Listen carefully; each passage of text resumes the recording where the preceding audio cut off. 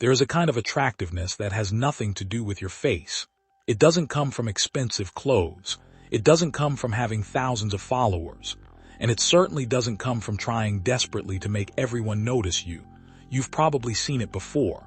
Someone walks into a room, says almost nothing, and somehow people notice them. They aren't begging for attention. They aren't trying to prove they're important. They're calm. They're present. They listen. And when they finally speak, people actually want to hear what they have to say. Now imagine the opposite. Someone constantly checks whether people like them. They talk too much because silence makes them uncomfortable. They become desperate when someone pulls away. They need compliments. They react instantly to criticism. And even when they're surrounded by people, you can feel that they're searching for approval. The difference between these two people isn't necessarily beauty, it's inner stability. And this is where Stoicism becomes surprisingly relevant, because the ancient Stoics weren't obsessed with becoming attractive. They were obsessed with becoming self-controlled, disciplined, grounded, and difficult to shake. And strangely enough, those qualities are often exactly what make a person magnetic. So today, we're looking at 6 simple Stoic habits that can make you more attractive, not by teaching you how to impress people, but by teaching you how to stop needing to. And stay until the final habit, because that one may completely change the way people experience your presence. Habit 1, stop chasing attention. Think about the last time you really wanted someone's attention. Maybe you sent a message and they didn't respond. You checked your phone, nothing. You checked again, still nothing. Then your mind started creating stories. Maybe they're ignoring me. Maybe I said something wrong. Should I send another message? And suddenly, one person's silence has taken control of your entire mood. This is where Stoicism teaches something powerful. What you desperately chase often becomes more powerful than you. Marcus Aurelius repeatedly returned to the idea of governing your own mind, rather than becoming a servant to external things. And that includes attention. The attractive person isn't necessarily the person everyone notices. It's often the person who doesn't need to be noticed. There's a quiet confidence in someone who can walk into a room without asking, "Do they like me?" They simply ask, "Am I behaving according to my values?" That's a completely different mindset. Because when you stop performing for approval, your behavior becomes more natural. You stop forcing jokes. You stop pretending to know everything. You stop talking just to fill silence. And ironically, people often become more interested in you. So here's the practice. Don't enter every room trying to win attention. Enter trying to bring value. Listen more. Observe more. Speak when you actually have something worth saying. Your presence becomes stronger when your ego becomes quieter. Habit 2, become comfortable with silence. Here's a simple experiment. The next time you're having a conversation, notice how quickly you feel the need to respond. Someone finishes speaking, 1 second of silence, and your brain says, "Say something." So you say something, maybe something unnecessary. Maybe you interrupt. Maybe you start explaining yourself when nobody asked. Why? Because silence makes many people uncomfortable. But a calm person doesn't panic when the room becomes quiet. They can sit there, breathe, think, and allow the moment to exist. This is one of the most underrated forms of confidence. Imagine talking to someone who never rushes their words. They listen carefully. They don't constantly interrupt. They don't compete with your story. When you finish speaking, they actually think before responding. You feel heard. And that creates a powerful form of connection. Stoicism teaches us to create space between what happens and how we respond. That space is where self-control lies, so practice silence. Don't answer every message instantly. Don't interrupt every conversation. Don't explain every decision. And don't be afraid of a quiet moment. Silence isn't weakness.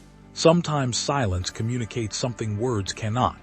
I am comfortable enough with myself that I don't need to fill every second. Habit 3, control your reactions. Imagine this. Someone makes a disrespectful comment about you in front of other people. Your heart starts beating faster. You feel the anger rising. Your first instinct is to respond immediately. You want to embarrass them back. You want everyone to know that they can't talk to you like that. But then you pause, you breathe, and you ask, I react emotionally right now. Who is actually in control? That's Stoicism in action. The insult belongs to the other person. Your response belongs to you. And there's something deeply attractive about someone who cannot easily be provoked, not because they're passive, because they're selective. They know that not every battle deserves their energy. Think about the people you respect most. Usually, they aren't the ones who explode over every little thing. They're the ones who remain composed when everyone else becomes emotional. That composure creates trust. People know where they stand with them. They don't have to constantly manage their moods. So the next time someone pushes your buttons, don't immediately give them access to your emotions. Pause, take one breath, then ask, what response would make me respect myself tomorrow? That question can save you from hundreds of unnecessary arguments, and it can change the way people see you. Habit 4. Build a life you don't need to escape from. There's another kind of unattractiveness that has nothing to do with appearance, it's desperation. When you don't like your own life, you start expecting another person to rescue you from it. You need constant entertainment, constant company, constant messages, constant validation. And when someone gives you attention, you become attached because their presence temporarily fills a hole inside you. But imagine the opposite. Imagine someone who already has a life they enjoy. They have goals, they read, they exercise, they work on something meaningful. They can spend an evening alone without feeling abandoned. When they meet someone, they don't think, please complete my life. They think, I already have a life. I'd enjoy sharing part of it with you. That's a completely different energy. Epictetus emphasized the importance of directing your attention toward what is actually within your control, and your daily life is one of those areas. So build yourself, develop your mind, take care of your body, learn something, create something, spend time alone, become interested in your own life again. Because the goal isn't to become so independent that you don't need anyone. The goal is to become so grounded that you choose people instead of clinging to them. There's a huge difference. Habit 5. Keep your word. This habit is quiet.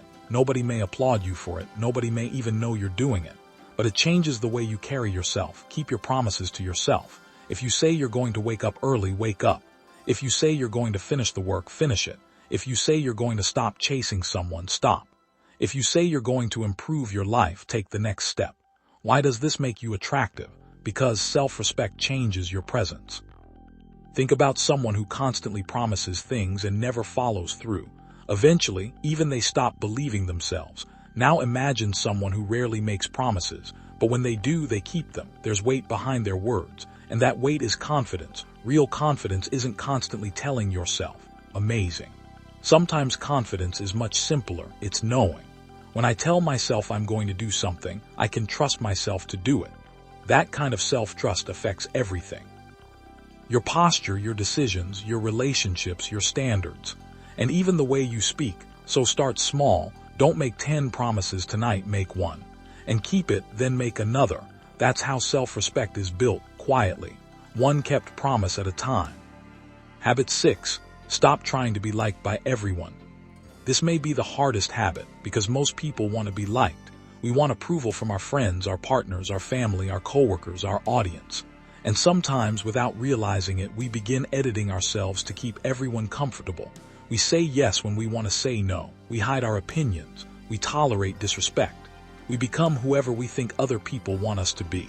But eventually, something happens. You may be liked by everyone and still not recognize yourself.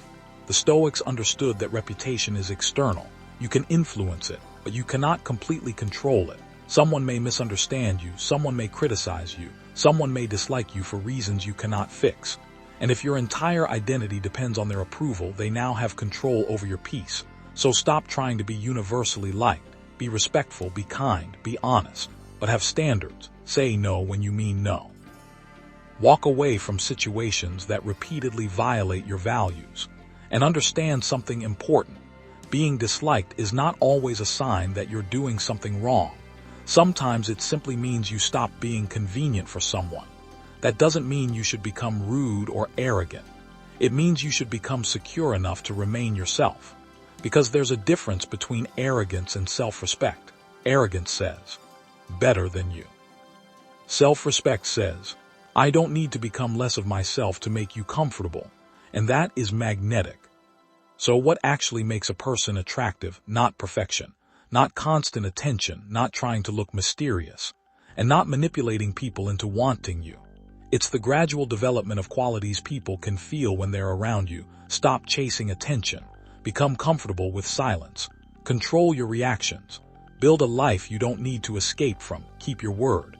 And stop trying to be liked by everyone. These habits won't turn you into someone who never feels insecure. You're still human. You'll still have difficult days. You'll still want approval sometimes. You'll still care when someone walks away. But little by little, you'll become less dependent on external validation. And that's where something interesting happens. You stop asking, how can I make people like me? And you start asking, how can I become someone I genuinely respect? That is the better question. Because when you build a strong character, attractiveness becomes a side effect. People notice calmness. They notice discipline. They notice self-respect. They notice someone who listens instead of performing. Someone who can walk away without creating drama. Someone who can be alone without falling apart. Someone who doesn't need to dominate the room to have a presence.